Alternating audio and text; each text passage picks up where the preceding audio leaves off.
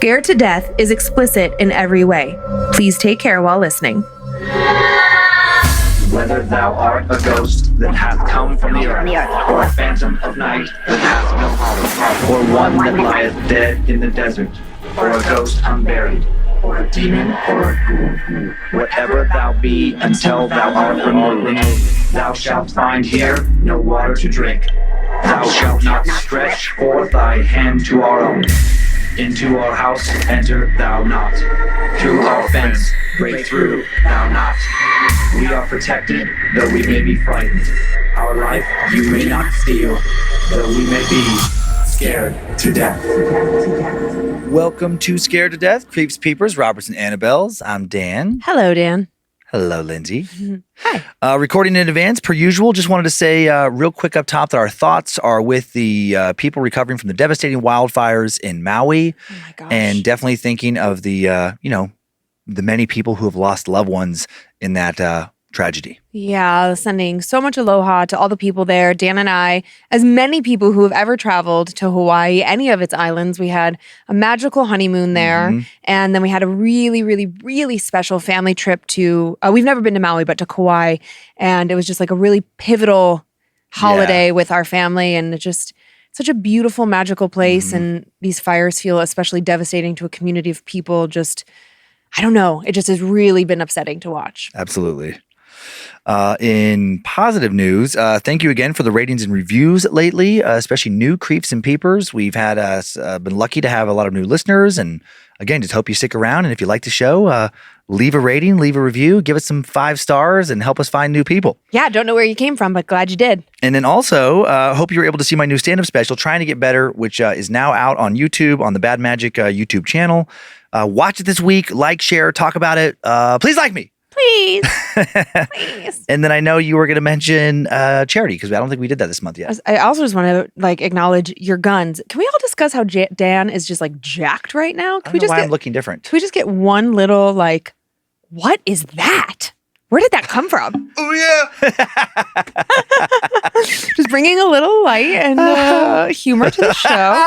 I love it when Tyler makes that noise. It's so ridiculous. It's my R&B's voice. Oh, okay. It's like the backup guy, right? Yeah. You got you. It's like Casey and JoJo. Oh, yeah. Oh my God. Casey and JoJo, you're taking me back to 7th and 8th grade. Wow, that was beautiful. One last time for the month of August, a reminder that this month's charity is Sustainable Alamance, a nonprofit based in North Carolina, whose mission is to focus on and help individuals who are formerly incarcerated gain and sustain employment so that they can live within their communities and be, contributing members of their community. And the thing when we were trying to choose for this month that really stood out to us was this beautiful quote. We believe that you can give a man fish and even teach a man to fish, but we must also ensure access to the lake. And that's just... Yeah, it's such a great addition to that. Yeah, so powerful. If you'd like to learn more about Sustainable Alamance, you can visit their website at sustainablealamance.org. $13,915 headed their way, and then setting aside an additional $1,546 for the scholarship fund for 2024. Yep. Good stuff. And now horror. I'm just putting my watch on Do Not Disturb. So. How many stories do you have, Lindsay Lou? And happy anniversary, since it's past our anniversary, but just saying it on this episode. Yeah, you look so beautiful. Love you more now than I did the day we were married. That's nice. Yeah. I love how awkward you get with stuff like that. I know. Cutest. Cutest. Yes. Thank you for a lovely anniversary of 7 years. Yeah. Okay. 3 stories this week. My first story about a traveler stopping to grab a bite to eat and a strange encounter in a diner. And then a second tale. Y'all know I have a weird thing about aliens, and this feels like it could be, or maybe not, but definitely some questionable behaviors happening in the night. And then my third and final tale, something we're all afraid of. What's in the closet? What comes out to get you at night? I have my normal 2. The first involves a woman who spent her long life in New Hampshire centuries ago being mistreated for being a supposed witch. Oh, man. Does her angry spirit now behave in ways similar to how people worried she was acting like in life? Did the torment she received unfairly create the monster her former neighbors worried about? You know what? Actually, I hope so. I hope anybody who was burned as a witch just comes back and just wreaks havoc. And she wasn't burned, but man, she was a lifetime of mistreatment. You'll see. And then for my second story, what do you do, if anything, if your child is regularly seeing ghosts in your home, ghosts that you can't see, but you do find proof that what she's saying sure does not seem made up? Huh. Okay. Yeah. And then that's it. Are you socked and loaded? I'm socked and loaded. Hold on. I just have on a very short dress today because it's about 100 degrees outside, so I had to get blanketed. Look at these babies. Can you see that? They're so funny. Skilla-gay. Oh my God. We were laughing so hard. I have another pair with aliens on it. They say Thalians. Mm-hmm. And Dan's like looking at it. He's like, Yeah, it took me a second to get it. What does that say? So I love these. Thank you to the fans who send in these awesome socks. Okay, so fair amount of historical setup on this first story before I jump into anything spooky. Also, just a quick note when it comes to the historical details, sources a bit inconsistent with certain dates and events. How dare you? How dare these sources do that? Eunice Cole, often referred to by her title of Goody Cole, was a woman who lived in New England during the 17th century. She was known towards the end of her life as the Witch of Hampton. Oh. Eunice Cole didn't live long, she lived a long time. I wrote that actually my first draft when I messed up the dates, and I was like, oh, she only lived like 20 years. No, she's lived almost 100 years. She was born in 1590, died in 1680, spent most of her life in what is now Hampton, New Hampshire. Small coastal town of about 16,000 people now, but a rural area of only a few dozen people in Goody's lifetime. Goody is still the only woman convicted of the crime of witchcraft in New Hampshire. We know little to nothing about her early years. After her birth, she shows up in the historical record in 1625 when she is 25 years old, married a man named William Cole, a man twice her age. Both she and William worked as indentured servants for Matthew Craddock, a London merchant and the first governor of the Massachusetts Bay Company, founded way back in 1628. Craddock would never visit the Massachusetts Bay Colony, but owned a lot of property and numerous businesses in the New World. After finishing their service for Craddock in 1637, the Coles sailed from England to Boston, Massachusetts. Their passage cost just £10 back then. Once arriving in the New World in Boston, they were granted 2 acres of land on Mount Wollaston in modern-day Quincy, Massachusetts. But the Coles wouldn't live on it for long. They left for Exeter, New Hampshire by the end of the year. The Coles were followers of Reverend John Wheelwright, a Puritan clergyman who was banished from the Massachusetts Bay Colony during the Antinomian Controversy, which was religious and political conflict that lasted from 1636 to 1638. They moved to Exeter, from Exeter to Hampton, and then received a 40-acre parcel of land just east of where a Baptist church currently sits on Winnicott Road. And very quickly, Goody Cole made a name for herself, just not a good name. She quickly became very unpopular with her new neighbors. Historian Joseph Dow described her as ill-natured and ugly, artful and aggravating, malicious and revengeful. I don't know why, but I already like her. Goody Cole is said to have had no friends, and her neighbors both hated and feared her. Strange rumors began to spread about her, and soon local children made it a game to peek in her windows, then run away with tales of seeing demons or even the devil himself sitting at the woman's kitchen table, making her a more and more fearsome figure in the village. Once, Goody Cole was on her porch when she saw a boat going down the river with the family on board. The children on board began to call her a witch, and according to the website New Hampshire Tour Guide, she responded with, "You are brave today, but I hear the little waves laugh and tell me that the broth that awaits you at home will be very, very cold."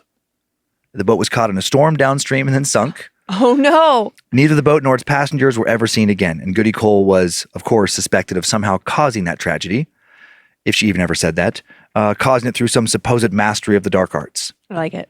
Because of stories like this, and this is one of many similar claims, Goody would be formally accused of witchcraft not just once, but 3 times in her life.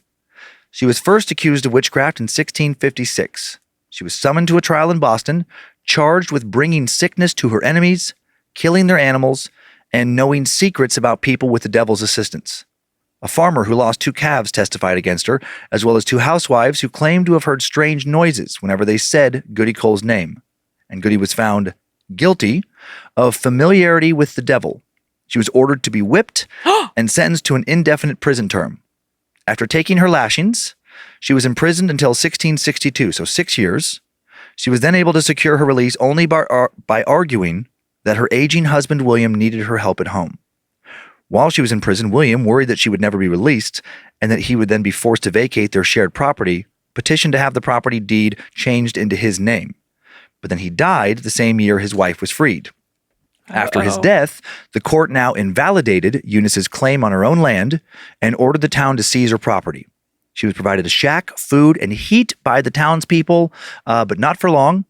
As part of her release conditions, she was banished, required to leave the colony within a month, but she refused to do so. Having no home now, no ability or legal means to buy a home, and nowhere else to go, Goody was in and out of prison for the next 10 years. In 1673, she was once again charged with witchcraft, but was acquitted due to insufficient evidence. This time, she was accused of attempting to make a young girl live with her, shape-shifting into an animal, and for such offenses as that of making bread ferment and give forth evil odors that housekeepers could only dispel by prayer. She was several times whipped and ducked by the constable. So whipped for making sourdough. Noted. Whipped for making stinky bread. In 1680, the townspeople charged Goody, now 90 years old, Oh my God! a third time with witchcraft, bringing up past and present claims against her. Although there was insufficient proof, she was still ordered to be confined to prison with a lock put around her leg. Seems excessive for an elderly woman. I mean, come on. But they were apparently, terribly worried about her witchy powers. And then she was actually sentenced to death when a woman named Anna Dalton declared that her child, and Anna seems very unstable here, declared that her child was changed in its cradle by Goody Cole. Her husband, Ezra Dalton, tried to convince her that it was still Anna's child in the cradle, but his wife refused to listen. According to the 19th century book Myths and Legends of Our Own Time by Charles Skinner, she said, "'Tis no child of mine, 'tis an imp. Don't you see how old and shrewd it is, how wrinkled and ugly? It does not take my milk, it is sucking my blood and wearing my skin and bone. Wearing me to skin and bone." Anna told her husband, "Rake the coals out and put the child in them. Goody Cole will fly fast enough when she hears it screaming, and will come down chimney in the shape of an owl or a bat and take the thing away. Then we will have our little one back." So she now thinks her own baby is not her baby and an imp. Yeah, and let's just burn it alive. Yep. Ezra Dalton prayed that his wife would change her heart and accept their child. The sun was setting as he prayed, and a halo surrounded the baby's face, according to the story. Anna Dalton looked at her child and now recognized her child again. And then she urged Ezra to ride to their local justice and demand Goody Cole's freedom. He rode through the night to Ipswich to talk to the justice. That morning, the justice wrote an order for Goody Cole's release. But then Goody Cole died a few months later in October. The townspeople discovered that she had passed when they noticed that no smoke had come from her chimney for a few days. They went to check on her. They decided to bury her outside her shack and also drive a stake through her heart to exorcise the powers of evil that possessed her in life. Totally. The exact location of her grave is unknown, but believed to be near the modern-day Tuck Museum on 40 Park Avenue in Hampton. In 1937, the year before the 300th anniversary of the town's founding, residents of Hampton organized the Society in Hampton Beach for the apprehension of those falsely accusing Eunice Goody Cole of having familiarity with the devil, shortened to the Goody Cole Society. In a meeting on March 8, 1938, the town formally cleared Goody Cole's name and restored her as a citizen in good standing. They burned the record convicting her of witchcraft, put the ashes in an urn. The urn was supposed to be buried but was forgotten and can now be found at the Tuck Museum. Somehow, this belated act of absolution seemed to maybe have awakened Goody's spirit and angered it. Who could blame Goody if she was furious? This recognition validated that she had in fact been treated beyond horribly for most of her life, persecuted and punished over and over again based on nothing more than a combination of being generally disliked and superstition. From late 1938 to 1963, residents of Hampton now frequently claimed to see a strange woman wandering through town. She was elderly, with blue eyes and graying hair. She sometimes approached and spoke to people, often asking them where they could find the memorial for Goody Cole. One night, a local police officer saw this old woman in the cemetery, carefully reading each headstone. When he asked her what she was doing, she said she was walking around and then, pretty creepy, supposedly said that she had been doing so for hundreds of years. Spooked, he now tried to shine his light on her, but she vanished. While this apparition hasn't been seen as often since 1963 for reasons that of course are unknown, reports still trickle in that Goody Cole's spirit still haunts the area. In recent years, she nearly is always spotted along Island Path Road. There have been numerous claims of either strange lights spotted in the area or a mysterious shadowy figure witnessed, seemingly always on foggy nights and mornings. The following is an anonymous, seemingly modern encounter story, no dates were given, from someone who claims to have witnessed the spirit of Goody Cole numerous times when she was a young girl. Time now for the tale of the Shadow Woman. I've seen strange things for as long as I can remember. Lights, shadows, noises, things not of this world. I would often tell my mother about seeing moving shadows or speaking with strange people who would suddenly appear in my room. It terrified her and also angered my father, who always accused me of making up the stories for attention. My mother soon confided to my grandmother what I was claiming, and my grandmother took me aside and told me that she believed me. She said she saw things too, that her and I were special in that way, but that we mustn't tell anyone about what we saw unless we knew they were like us and that we could trust them. She said that no one else would understand and that they would write us off as being either crazy or as liars or both. Hearing that gave me more comfort than I can possibly describe. I loved my grandma so much, but then she died just before my 8th birthday, and I was alone with my encounters again. A year after she passed, my family moved to Hampton, New Hampshire, when my dad took a better job there. We moved into a small house near the beach. I remember the first day we got there. The weather was beautiful, warm, and sunny. Our home looked so perfect and felt so safe and inviting. But then the sun went down, and our new home didn't feel safe at all. It felt dangerous. I don't recall seeing anything for the first month, but I certainly felt things, starting that very first night. I felt things just like I had at our previous house, only this time I was afraid. Normally I could sense several spirits or presences at one time, but here I only felt one. I couldn't see it, but I felt it, lurking outside the house. I was too scared to go to sleep at night, and for the first time in my life, my parents had to put a nightlight in my room. They thought it was the stress of the move that was upsetting me. I was afraid to tell them the truth. Then, after about a month in that house, I saw her. I still vividly remember that night. I was jolted awake from a deep sleep. I sat up in bed and could sense that something was watching me, something that didn't like me, had bad intentions towards me. I crept out of bed and pulled back the curtains of my window just an inch, just enough to peek outside. And what I saw made me suck in a giant gasp of air and stumble back. A shadowy figure stood in the grass in front of my window, facing towards me. It had the shape of a woman. With the glow of the moon and the streetlight, I could barely make out the details of her long hair and dress.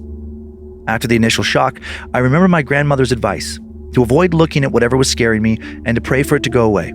She warned me that negative spirits thrive off of fear. I tried my best to follow her instructions, but my young mind couldn't focus on anything other than the strange shadow standing outside my bedroom window. I just knew with certainty, that she wanted to do me harm. Evil was the word that came to mind. I was convinced that she wanted to get me, and that it was only a matter of time before she did.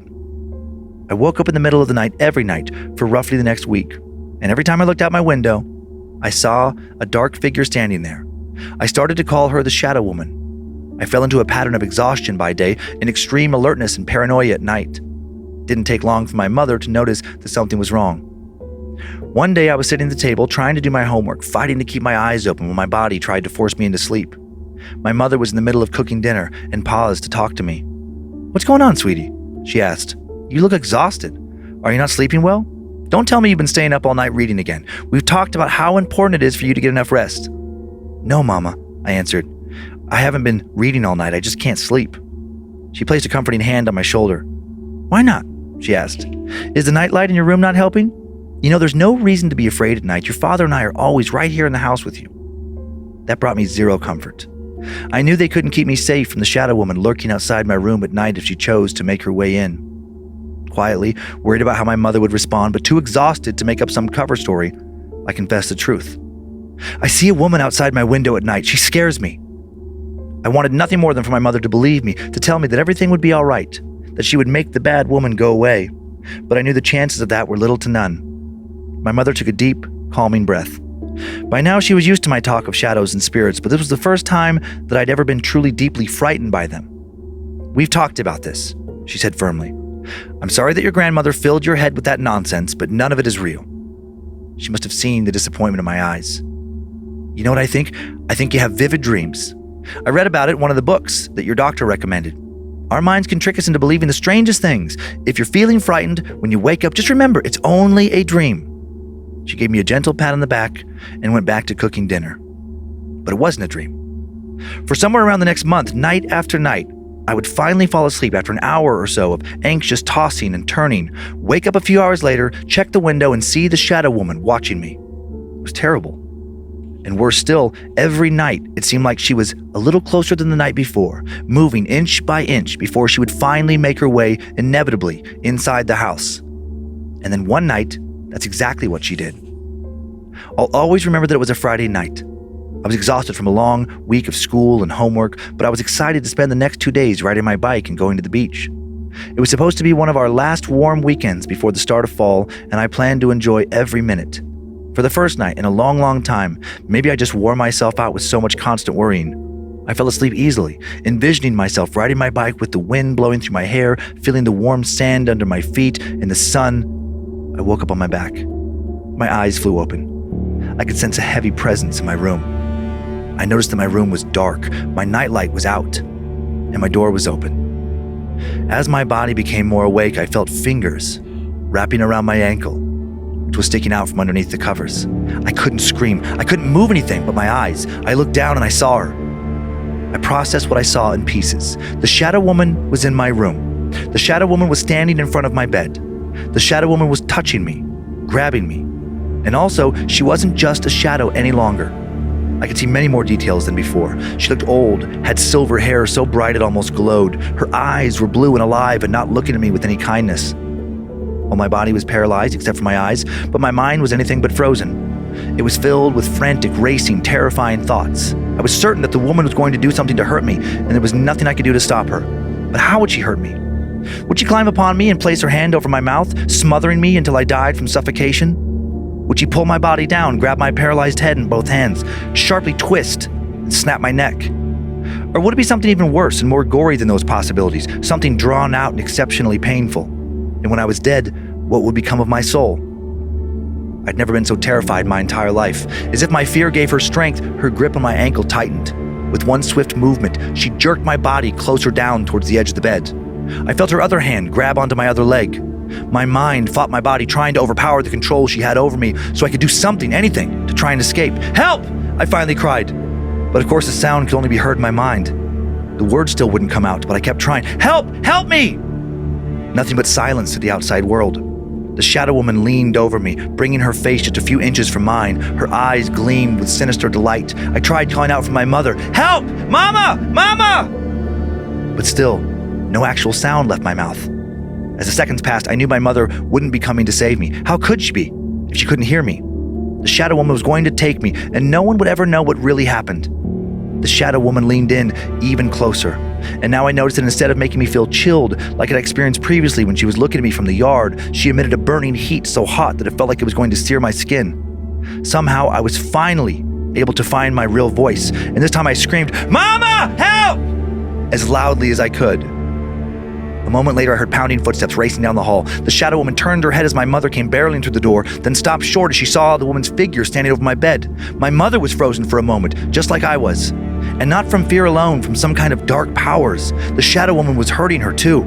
Her body started to shake, and she made a horrible choking noise, like she couldn't get enough air in. Now I was filled with both fear and despair. Because of me, the shadow woman was going to kill us both. But then my father ran into the room, and everything stopped when he flicked on the lights. The shadow woman disappeared completely and instantly. My mother unfroze and collapsed to the floor, but then quickly stood up and ran to me, wrapping me up in her arms and crushing me against her. "What the hell is going on?" my very confused father shouted. Mother ignored him. She ran her hands all over me and frantically asked, "Are you all right? Are you hurt?" I had a hard time speaking. My throat burned as if I'd been screaming for hours. I saw her, Mama. You saw her too." It wasn't a question. She hugged me tightly and whispered in my ear, "Yes." Then she turned to my father and told him in a shaky voice, "She had a nightmare. Did you not hear her screaming?" "I didn't hear anything. I woke up when you ran out of the bedroom like the house was on fire." He sat on my bed and turned to me. "You're having nightmares again?" I nodded, feeling hopeful now that my mother believed my story. "Yes, I saw." My mom shook her head at me, but it was too late. "Not this again," he said, getting up and walking to the door. "Listen, honey, nightmares are just dreams. They're not real. Don't let anyone tell you different." And he gave my mother an accusatory look.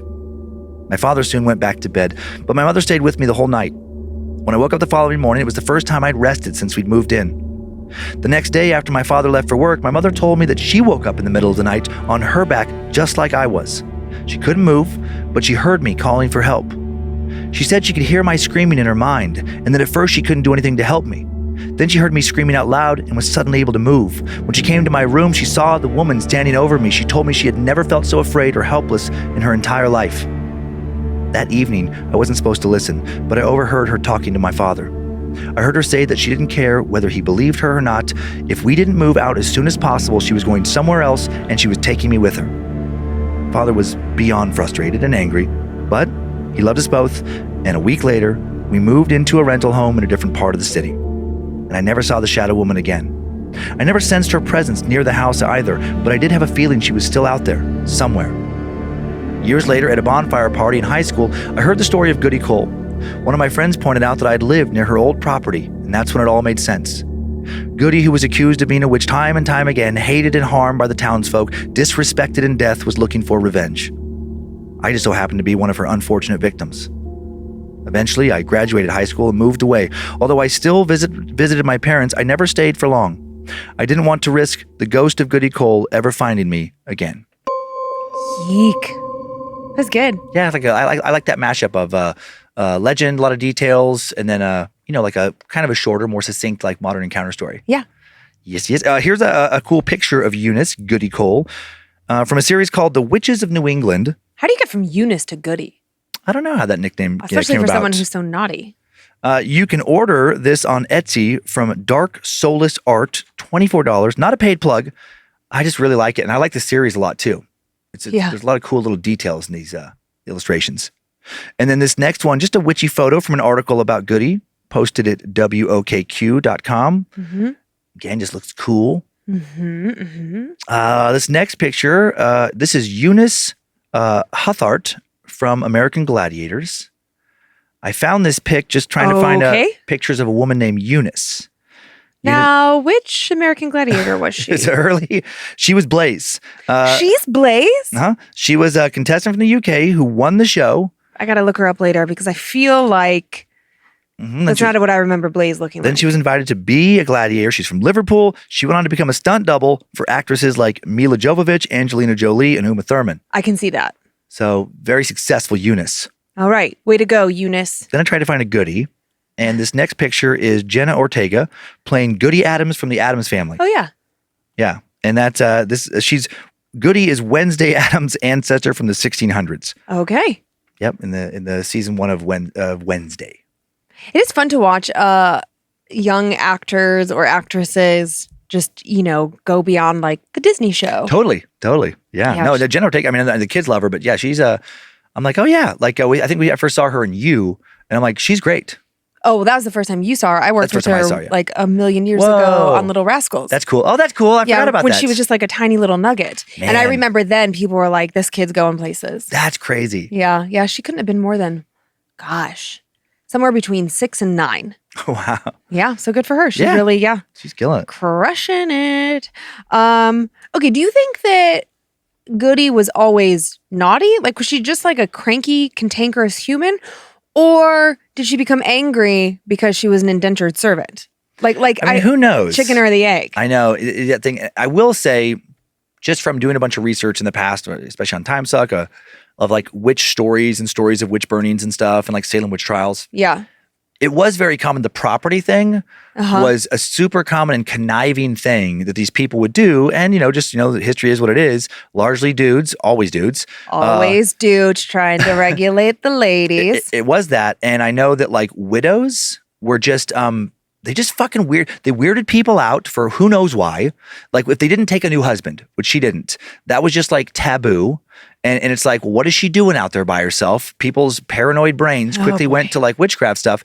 And it was a power play to just take their property for free. Mm-hmm. So the little, gaggle of dudes running these, little areas, it seems like they would just for sure get together and be like, well, let's take her stuff. Oh, yeah. That's like a prime piece of property. We'd like that. So we're just going to take it because, that's what. And the easiest way to take it was just be like, oh, she's a witch.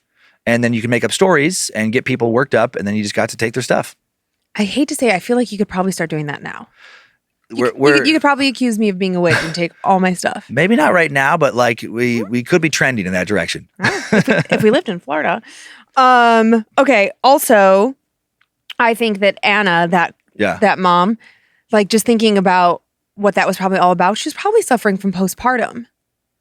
Like off. Oh, the one who thought that, yeah, exactly. The mom Yeah. who thought that their baby got turned into an imp. Yeah. Yeah. But like what a long journey it's been to get to Yeah. acknowledging that is something that women suffer with and Yeah, totally. have no control over it. They can't just, Yeah. it just happens. And then the last little thought I wanted to share was that I also often sometimes sleep with just like one ankle or foot outside of the blanket. Yeah. I don't know why that cools your body down. So like to me, if like I'm Yeah. just getting too hot, Like your feet and your head, just getting those out in the cool air cools you down a lot. well, I always keep my head out from under the blankets. I'm not a Right. Yeah, but just like warmth in general. Like if when you put a hat on in the cold. Oh, yes, I'm with you. Yeah. And I just now realize that like tonight I'll be sticking my foot out.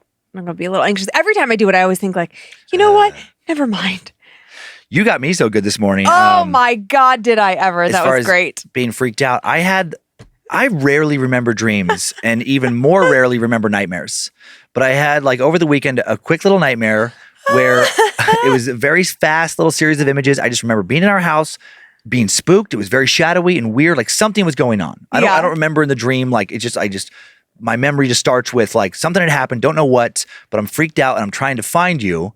And it was very like ominous feeling. And I walked from the kitchen into the garage where our freezer is. And the door, if somebody's looking in the freezer, like when you walk out, you can't see them because they're behind the door. And that's where you were. Right. And I went around the corner to say something to you and you spun around and your face was demonic. It was like this messed up, like dark circles for eyes and your mouth was kind of like the Scream monster, twisted. And right as I'm like, oh my God, like paralyzed with fear, then you lean in to kiss me in this monster form and push some kind of black smoke into my body, like infecting me with whatever horrible stuff was happened to you. Uh-huh. And then, so that was just a couple nights ago. And by the way, I'd completely forgotten about that by this morning when I scared you. So I come down, I just bounce down the stairs, come back home from the gym. And then I figured you were like laying in bed, maybe still. I got up a little earlier this morning and I just didn't hear you. You were right behind the door and you just came around the corner in this weird little like mousy. Like this, I was like, yeah, like a weird, which you've like, I don't remember you ever doing that before. I was just trying to be silly. It scared the shit out of me. And do you want to show everybody what your reaction was? Oh yeah, I don't know why. It was like a weird, I didn't even yell out or I think I just did like, oh, but then I covered my eyes. Like I just stood there frozen and just like with my, like I just didn't want to see you anymore looking like that. You were like a little kid. You just went, oh. Oh yeah. Like that would protect you in any way. But I'm like, I can't see you, so you can't get me. I was laughing so hard, I lied down on our bed, just like almost in tears. Oh God. That really, really got me. It was so great. Nothing like a Tuesday morning in the Cummins house. You ready to say goodbye to an angry ghost and meet a girl who continually seems to see ghosts? Oh, sure. Take me away, Calgon. No setup at all on this one, Calgon. Okay. That's not how it goes. That's quite a dated reference. We get right to it. I'm going to add it to my dance card. Okay, here we go. Time now for the tale of my daughter sees dead people. Oh, cute. I think my 11-year-old daughter is able to see ghosts. I know how that sounds, but I don't know how else to explain a variety of strange moments I've had with her. Moments that keep happening. It started when she was barely turned 2. Or at least, that's when I first became aware of it. I put her down for the night, and on the way out, I turned off the fan. I know I did, because I specifically remembered thinking it was a bit cooler in her room, and I didn't want to risk her waking up cold. I didn't think of it much at the time, but now I think that cold spot was a sign of my father's spirit being present. The only way you can turn that fan on or off is to pull the chain from the fan itself, which is above most adults' heads, let alone a toddler's. Or by flipping the switch on the wall, which was at least 6 or 7 feet away from her crib by the door. Neither would be remotely possible for a 2-year-old to reach from her crib. When she was standing, her head was barely level to the top of the crib. So anyway, with the fan absolutely turned off, I walked out of the room. And then about an hour or so later, I walked past the room and noticed the fan was on. I should have mentioned before that no one else was home. My daughter is my wife and I's only child, and at this time, my wife, who is an RN, worked in the evening. What the heck, I thought? I walked into my daughter's room and the switch was flipped to the on position. And my daughter was standing up in her crib, wide awake, staring silently at me. Uh-oh. I half-jokingly asked her, "Who turned the ceiling fan on?" I didn't actually expect an answer. But without a moment's hesitation, she simply and matter-of-factly stated, "Grandpa Tom." My blood ran cold. My dad, Tom, had died over a decade before that night in a car accident. I don't know that I'd ever spoke to her about him. If I did, by that age, it was just in passing. She maybe had noticed an old photo of him in the hall, but that would have been it. I asked her again, and again she said, Grandpa Tom. I asked her the next day, and she still said, Grandpa Tom. She never wavered, always insisting it was him who turned on the ceiling fan. And even if it wasn't his ghost, who did turn it on? No one else was in the house but us. I'm positive of that. About a year later, something else happened. A lot of other things might have happened, I guess, but this was the next one I noticed. My wife and I were watching TV in the family room downstairs. We had one of those baby monitors in our daughter's room that would light up if there was noise, like crying or talking, etc. We both noticed it started to light up. Assuming she was crying, we turned the volume up, which had been dialed down since we knew if she yelled, we'd notice. Instead of hearing crying now, we heard what sounded like her side of a full-on conversation with somebody. Laughing, seemingly answering questions. Oh boy. Just what you would expect if someone was talking to her, but we couldn't hear any other voice. I went upstairs and asked her who she was talking to. She simply responded with, Rachel, and she pointed to an empty space between her and I. Then her arm moved like she was tracking where Rachel was heading. And when Rachel matched up with me, I felt what I can only describe as a pocket of cold air pass through my body. I still get the chills sometimes when I think about it. This would be the first of many times she said she saw Rachel. When she got a bit older, she would describe her as a blonde teenager. She said that the first time she saw her, she walked right through one of her bedroom walls, which scared her, but she quickly learned that Rachel was friendly and meant no harm. Over the years, she would add some details, mentioning that Rachel had a little sister and a brother who died in a fire, and that their father was very mean. She was both descriptive and adamant in what she was saying. One time a few years later, when my wife and I heard her talking in a room again, I asked her if she wouldn't mind taking a photo of Rachel for us. With a simple shrug of her shoulders, she said, okay. I showed her how to operate the camera, and off she went. I stood behind the closed door and heard the familiar click of a photo being taken. Then I heard her say something, then another click. When she came out of the room, I asked her if she was able to take a photo of Rachel, and she said yes. The first photo simply showed her room, nothing out of the ordinary. The second photo, however, was nearly pure white. Overexposed? Maybe. But when I asked her what that was, she said that was when she asked Rachel to appear. She would say she would see Rachel on and off until we moved out of that house a few years later. Then in the new house, she started seeing what she simply called the baby. The first time she said she saw the baby, my daughter was taking a shower and started screaming. Oh. When I ran in, I immediately noticed in the fogged up mirror a trail of tiny handprints. Like the baby had just crawled up the dang wall. I didn't like that one bit. My daughter didn't either. She said the baby scared her, but she didn't think it could hurt anybody. She just said she didn't like to see it. She swore the handprints weren't hers that day, and sure enough, they were much too small to be hers. They were too small to be anyone else's in our home. We moved again not long after that. In our current apartment, there are apparently several spirits. My daughter's 11 now. She says that she sometimes sees a middle-aged woman, a girl who looks like she's about 5 or 6, and a teenage boy. She says they're all harmless, but that she doesn't like the teenage boy. She says he's mean, and that if he could, he would hurt us, but he can't. When I asked her how she knows things like that, she just shrugs her shoulders, tells me that she does. A few times I've passed through cold spots when I'm near my daughter, and she said, "That's him, Daddy." I hate it when that happens. Because of all of this, my wife and I have ended up spending a lot of time poking around on paranormal forums, asking questions, and reading a lot of ghost stories. It seems that my daughter's case is pretty rare. My wife and I never see what she sees, and neither does anyone else. And instead of her seeing ghosts known to haunt an area, it's like she just sees whatever ghosts happen to be around, whether or not anyone else can see them. Does anyone else know of someone who has this ability? Why are some people able to see that part of the world while the rest of us cannot? Is there any way to learn how to become more sensitive to the spirit world? Even though it doesn't seem to bother her, I feel bad that my daughter has to experience living with ghosts in our home alone. That's such an interesting proposition. Can you become more sensitive? Like, could you kind of like bend her way or open up that sight, that ability? Well, I certainly know we have plenty of fans out there that, dabble in this space, and some people who are, professional energy healers and whatnot, or energy workers. I would be curious to know what their thoughts are. My thought is that you'd inherently have to believe that it's, like if you walk in with skepticism, I don't think that that's really going to get you very far with that that world. Yeah. You know, but it's like, I don't know. I mean, you can communicate with them. I Yeah. believe you can at least try to communicate with them. I wonder why that skepticism is. It's like the power of the human mind or something. But like, why couldn't a spirit just overpower? Well, we have heard stories of that happening. But People I would being say, skeptical. I would say like you're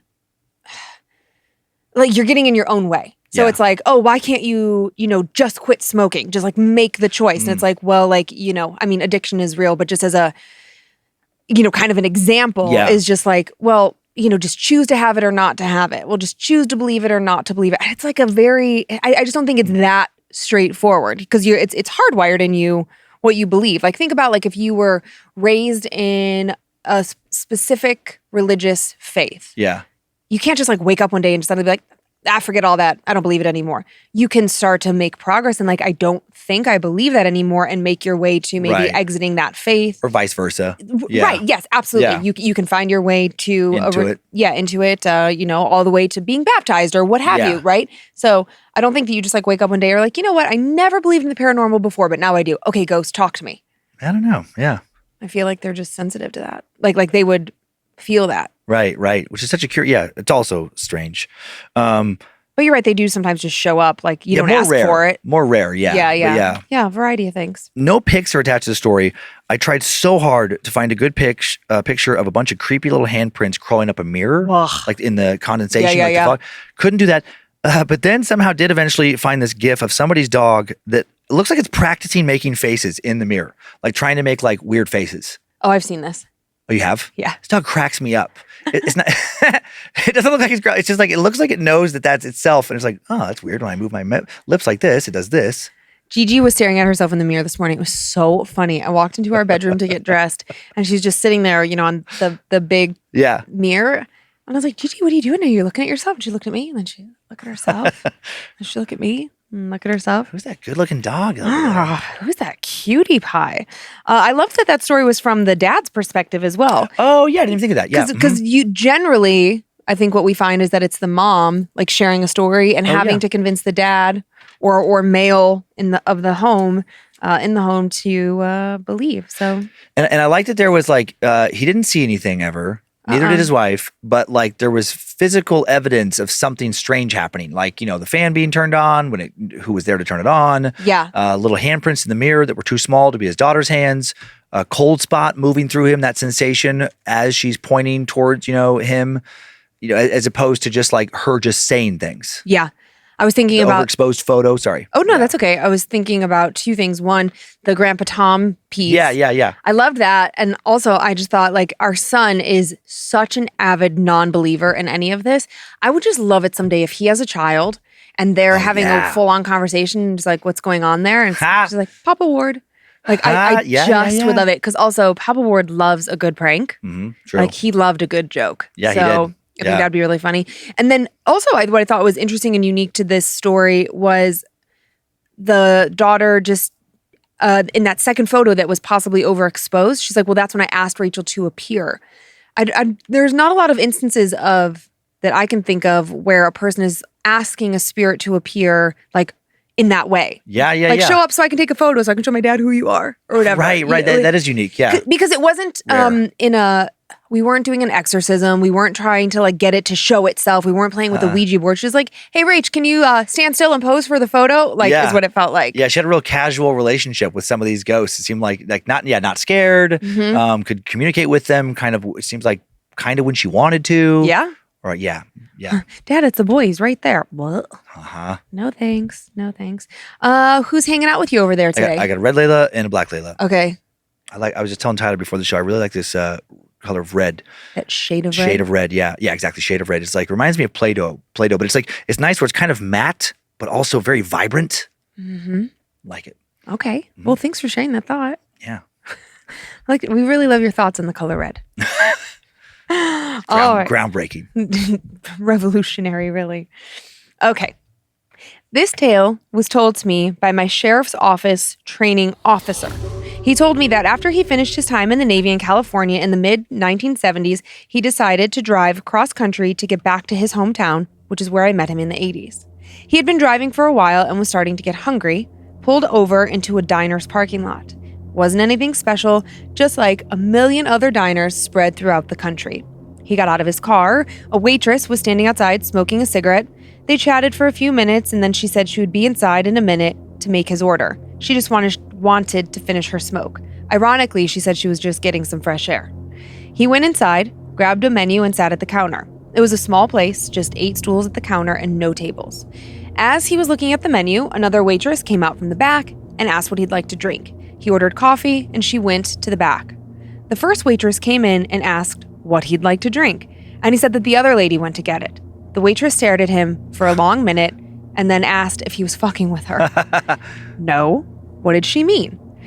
She looked at him for another long minute, then took off her apron, threw it on the counter, and walked out saying, "That's it, I quit." Finding the behavior to be odd, he poked his head in the back to tell the other lady what had happened. Only no one was back there. The back door was chained shut from the inside. He got a weird feeling and he walked out. The waitress was on the payphone talking to someone about picking her up, a fresh cigarette clutched in a trembling hand. She begged him not to leave until her ride got there, and he did agree to stick around. He asked what was going on, and the waitress said, "That waitress inside, was she middle-aged with short blonde hair?" He said yes, and then she started shaking. He asked her if she was okay, and she said, "No, that bitch died 2 years ago." And she wouldn't say anything more about it. She just stood there, chain-smoking and trembling until some guy pulled up. She hopped in the car, and they took off, never to be seen again. He got in his car, intending to find another place to eat. When he looked through the diner window, he could swear he saw the second waitress waving at him. He wasn't a believer in the supernatural, but he pulled out of the parking lot, squealing his tires, and he didn't stop for another 200 miles. Shout out to my wife, Wendy. I love little ones like that.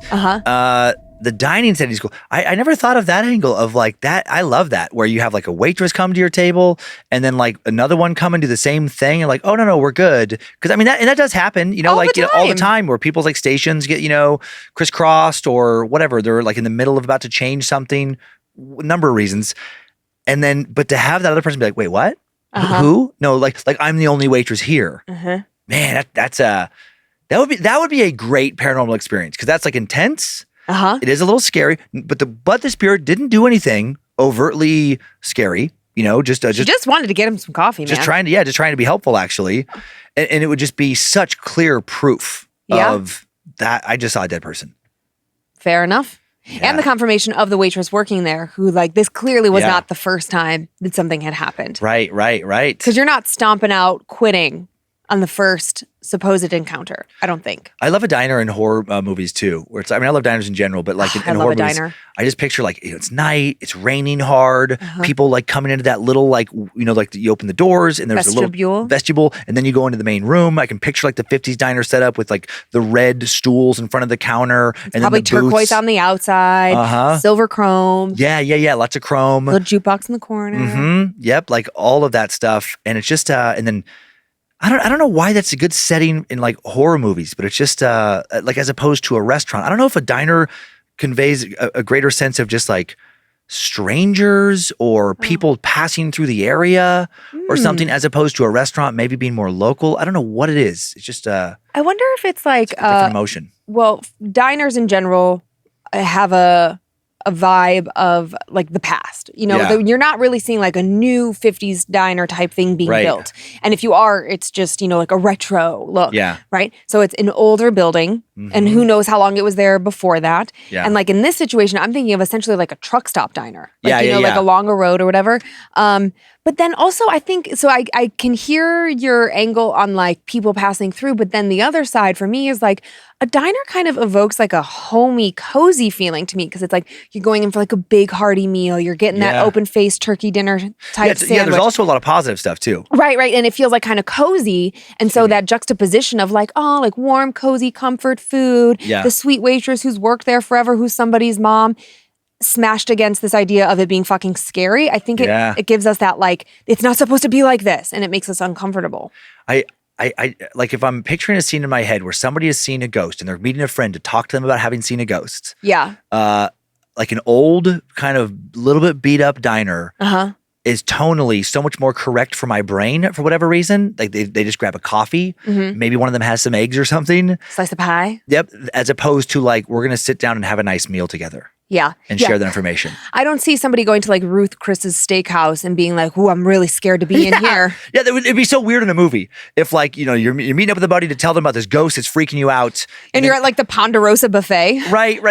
Or just like a really nice restaurant where they like their sommelier. Sommelier, yeah, the wine person comes out and like, what do you like? Here's what we have They're like tonight. pulling out your chair, putting your napkin in your lap. There's no prices on the menu. You know you're going to be broke after you leave. Yeah, you're constantly just being interrupted by this like very well-dressed waitress or waiter as you're like, Mr. Cummins. And then I just keep hearing like a voice from the basement. And then they're like, would you like that as the special? We have the Chilean sea bass. Like now it's just, but it's, I don't know why that is. Yeah. I don't know why that would not be a good place to share that information as opposed to a diner, which may, go ahead. I apologize. Hello, Tyler. It reminds me of that movie Priest. Did you guys see that? No, I know of it, but I missed it. Yeah, there's like a perfect scene in that where you guys are talking about where it's just like a middle of nowhere along this route diner. Yeah. It's just crazy. And it fits, right? It works. Absolutely. What TV show were we watching? I cannot get it out of my head. It might be Yellow Jackets, but there's like a flashback scene of like kids standing outside of like a liquor store driving. Then like they throw the bottle at a car. Oh man, I mean that's like 100 movies. I know, but I think it was Yellow Jackets. But like it has that like small town vibe. I think that's the other thing about like the diner. It just makes me feel like, I don't know, like just a small town comfort. Everybody knows everybody. So when like the one person walks into the diner that nobody knows, it's like that record scratching kind of feeling.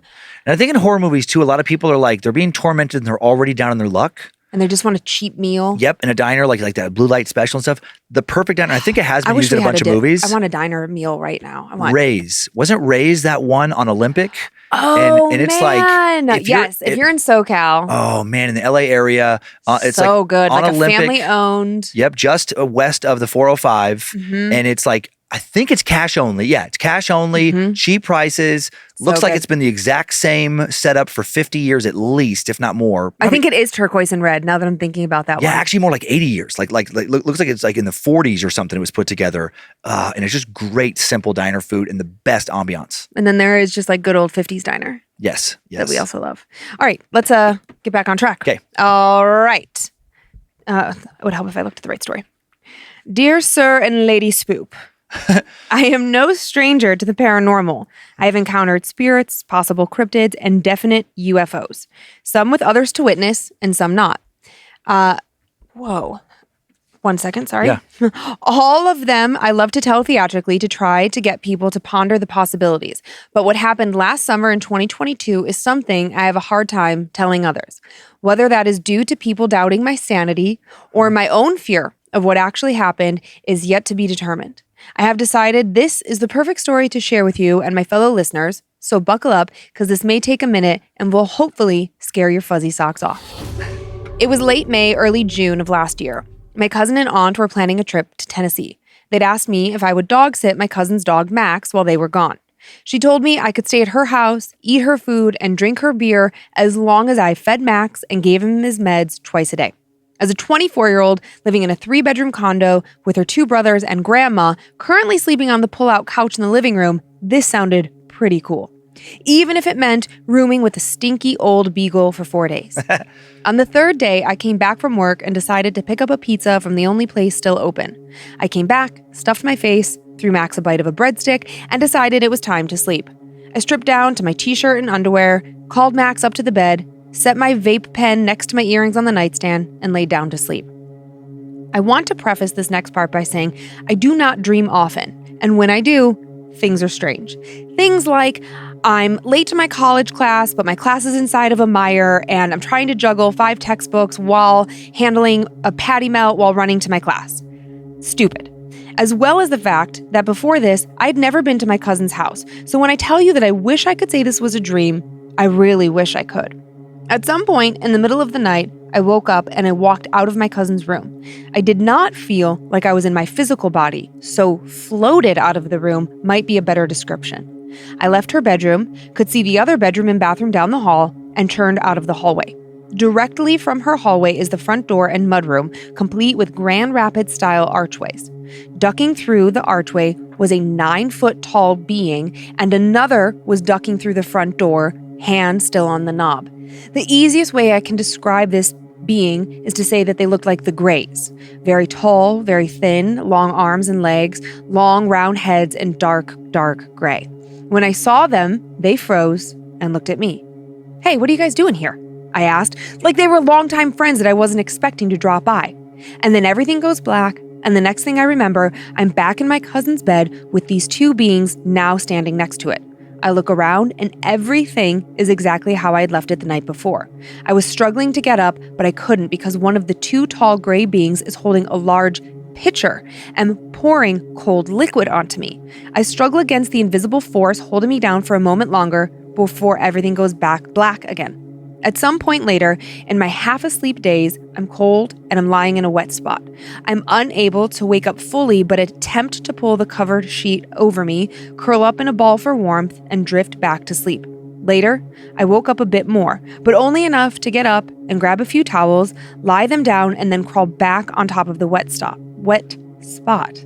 When I fully woke up a bit later, I think I must have peed the bed. I spring up and examine myself in the bed. My clothes aren't soaked. They're damp, but only where I was lying on them, and my underwear isn't wet or gross feeling. The blanket also is not wet. I then realized how big the wet spot really is. Did I sweat that much? I did somewhat remember having strange dreams that night. I do a quick smell test, but there's no odor. I check the pillow where I was laying, and it's dry. I quickly change my clothes and strip the bed. Regardless of what or how it happened, my cousin was coming back today, and I didn't want her bedding all gross when she got there. I brought the bedding and my damp clothes downstairs and threw them in the wash. And when I came back up and saw the wet spot on the mattress, the events from the night before started to come back in full. The spot on the bed spanned from the very top of the mattress to the very bottom. It started and ended in points, but swelled in the middle like an ellipse. I tried my best not to start hyperventilating. There was no way I had peed or sweated in perfect shapes. I told myself I'd had a strange dream, but then thought, it all took place here, exactly as everything was now, and that had never happened to me before. Even if I had dreamt of everything as it is now, how did the wet spot get there?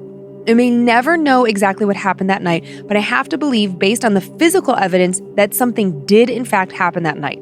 Looking back, the lack of fear I had at the initial sight of them, paired with the fact that they could hold me down, meant that they had some sort of power over me. But they didn't harm me. I don't think I had any reason to fear them or believe they meant me harm, but it also has left lots of room to ponder the events and be uncomfortable with the unknown. Who were they? What did they pour on me? Why? Why me? And most importantly, and most anxiety-inducing, I wonder, will they ever come back? I've never heard of that before, of like having something poured on you by one of these. Me either. I had the most ridiculous thought pop up in my head. Share it. Where I was picturing like highly advanced extraterrestrial race of beings. Yes. And then like whatever, this group of beings in their spaceship, able to do what they want on Earth. Maybe part of a group of, other aliens where they do like real scientific experiments on us. Maybe they're protecting us, helping us, evolving us, whatever. But then just like there's weirdos on Earth and people who have weird senses of humor, I was picturing an alien with a weird sense of humor where he just like goes around and paralyzes people and then just pours some water on them. And like there's no point to it other than he just thinks it's funny for them to have to like be left with the question of like, what was that? Why would they do it? When are they going to do it again? Like he's not hurting anybody, just cracking up as maybe alien buddies. It's like, how do we do? You just pour water on somebody again? Dude, 3 this week. like trying to make it a thing where more people have like, oh my God, me too. I also got poured on. What are they pouring? Sorry, I'm done. Okay. It did take me back to, I believe it was just last week's episode where we had a guy in his military barracks who also woke up. Yeah. And his bed was wet, but he was not. Yes. Yeah, that was either last week or the week before. Yeah. So what is going on with it? Is it the same alien? Is he going around making things wet? Yeah. Is he a busy wet guy? Is that alien? And I'm not serious about this, but also this could be a thing where it's like, it just could be a thing. Is there just a lot of bedwetters who don't want to accept that they're wet in the bed and be like, oh, damn. I know, but the way he described it, he wasn't both wet. Both of them. Yeah, both of them. Neither one of them had wet underwear. I know that would be the weird thing. I mean, and I like that he went to sweat. He's like, did I sweat a lot? But then was bothered by the very like perfect like shape. I know of the things. shape thing is weird. And I was even trying to think about, okay, if it was from the upper corner, if they had said like upper corner only and like this ellipse shape, I was thinking, well, like, I guess it could have been like the outline of a shoulder. I mean, I don't know why the mattress would get wet only here and like not soak underneath your shoulder. Because that's the thing about a mattress is it's absorbent. Yeah, so it would like spread around. It shouldn't hold a shape. It was just weird. Have you guys ever seen astronauts eat liquid in space? No. I can't remember. Yeah. So like I guess it just kind of like floats, yeah? Yeah, it floats. So what if these people are getting transported into space where there's no gravity and then instantly transported back, and that bubble of liquid, whatever the liquid is, just like transports with them and splashes specifically in a location on their bed. Like they're teleported out somewhere. Okay. And everything around them that they want to go out. That would be the coolest thing. It would make sense. Mm-hmm. Yeah. Teleportation. So go ahead. You like get teleported out. They're like doing experiments on you. Somehow, there's like water on the mattress. Yeah. That would make sense. You come back that the mattress is wet, but not you. Yeah. But that's thinking that aliens don't have gravity on their ships, which seems very low tech for them. Oh, yeah. That's true too. Well, maybe they have these like gravity chambers. Any aliens out there? If you want to send us a message, if you can teleport, I will happily. If you'll show me teleportation, you can do whatever kind of experiments you want on me. Whoa. I said on me. Whoa, whoopsie. I have to live with you. What if they poke your brain? What if they give you a lobotomy? I don't. Well, aliens. Just please leave my brain alone. Well, and some other parts. Aliens. I like my husband in one human form piece with a fully functioning body and brain. So easy on the experiments. You ready for one more? I am. Okay. Hey, Dan. Hey, Lindsay. For the story I'm going to tell you, I will say that this isn't your usual kind of scare, as I could not tell you what it was. I'm out. Oh, okay. All right. And that's our show. Thank you to... no, you threw me off. Sorry. However, I do know something happened. Before beginning, here's a bit of background. When I was 6 or 7 years old, my family and I had been living in this small house with 2 bedrooms and 2 bathrooms for some time. My older sister and I shared a room where our bunk beds faced our closet, and I slept on the bottom bunk. Now, I've always been sensitive to the other side. As my great-grandmother likes to say, I was born with the dead. For more of an explanation on that, I was a twin, but sadly she passed away and was stillborn. Everyone in my family believes that I can feel and sense things that others cannot because of this.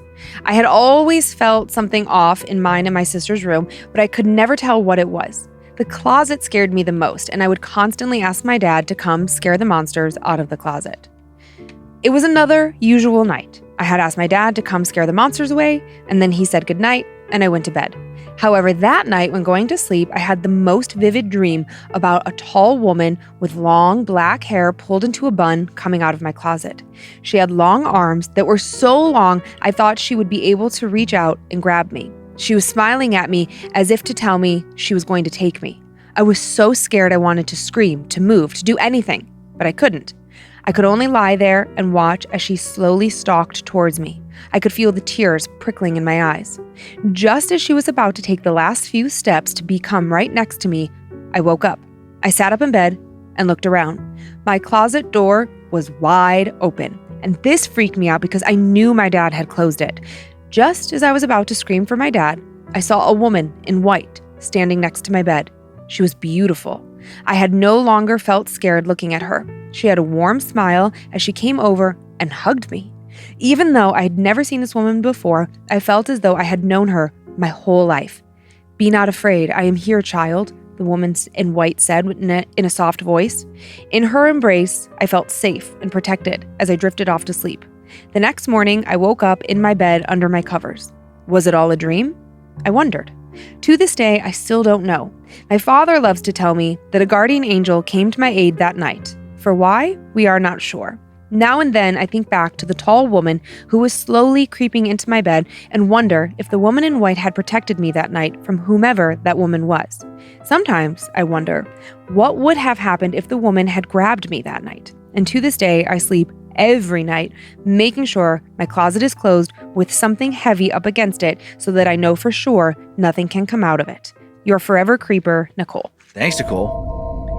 Closets. 2 ladies in the closet. One bad, one good. Dun dun dun.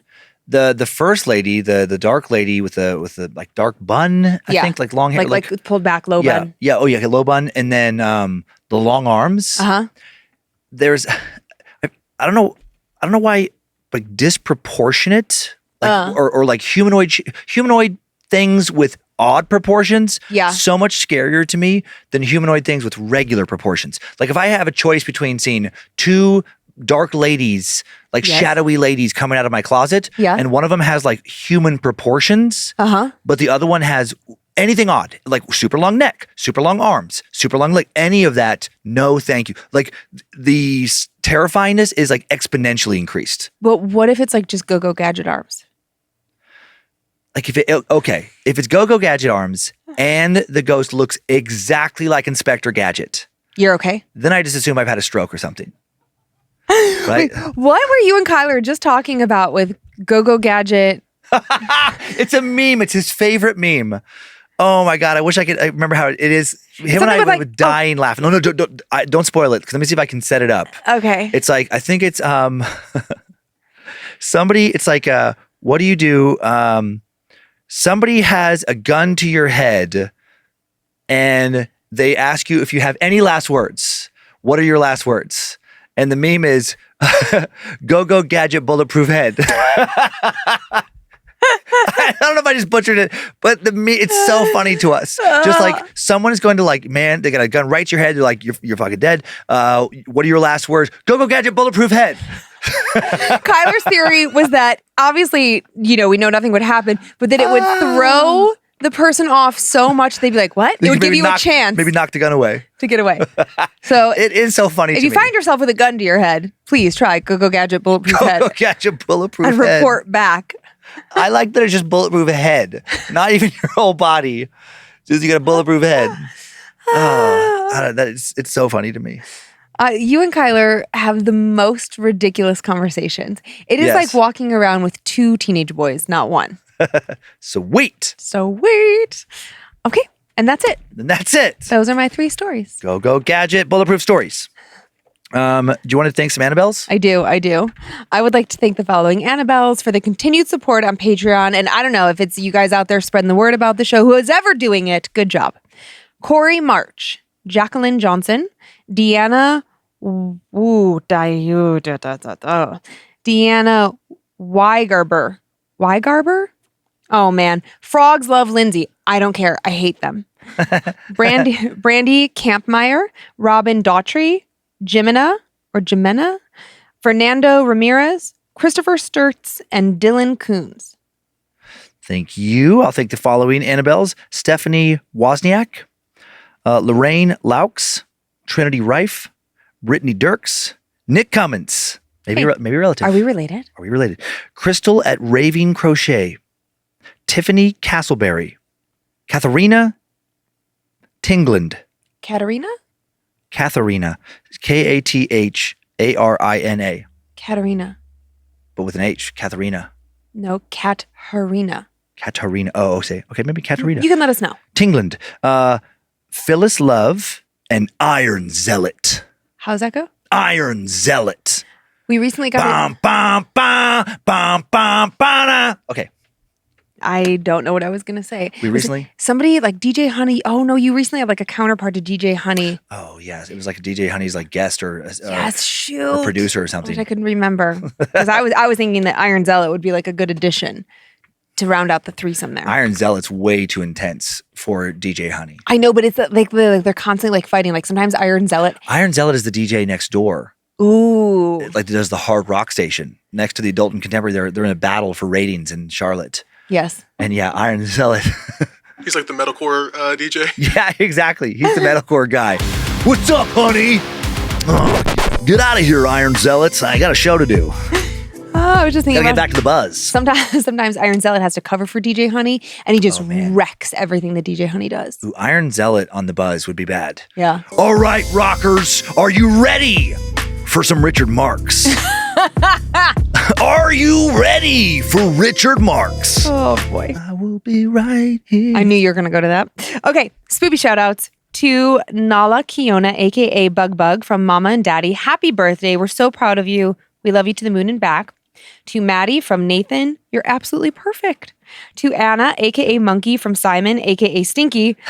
The bakery would be nothing without you. Thank you for being my rock and my best mate. They have a bakery somewhere in Amherstburg, Ontario. They didn't give me a name, so find them and support them. To Edwin, wait for it, Gonzalez from Siena, happy 27th birthday. And to Tyler from Pickle and Siggy, of course, can't wait to say I do on Friday the 13th and spend the rest of our spoopy lives together. Love you always. That's so cute. There's a lot of cute ones. That's our show. Thanks for continuing to send in your personal tales of terror to my story at scaredtodeathpodcast.com. You can email us, as always, for anything else at info@scaredtodeathpodcast.com. Thank you to Tyler C. for producing and directing today. Oh, yeah. Fucking A, Tyler. Zach Cohen for custom soundbed creation. Heather Rylander for organizing the My Story emails. Oh, man, you really made you jump. Maybe jump too. But book editor Drew Atana for polishing and preparing listener stories for book number 5. Thanks to producer Olivia Lee for finding the first story I told this week, and to Sarah Finch for finding the second. Subscribe to Bad Magic Productions on YouTube if you want to watch the show in addition to listening. And you can follow us on Facebook and Instagram or on TikTok. Tickety-tockety. If you want to see little snippets and the pictures that go with the episodes on Facebook and Instagram, all of that is at Scared to Death Podcast. And there's a Facebook group, Creeps and Peepers, with thousands of horror-loving members who want to meet you. If you don't want to hear ads and you do want monthly bonus episodes, please check out our Patreon. Get the entire catalog ad-free. Get your name shouted out on the show. Enjoy your nightmares, Creeps and Peepers. Hope you were scared to death. Hope to see you at summer camp in a month. Bye. If spirits threaten me in this place, fight water by water and fire by fire. Banish their souls into nothingness and remove their powers until the last trace. Let these evil beings flee through time and space. Evil may pass through, but hath no home here within, scared to death.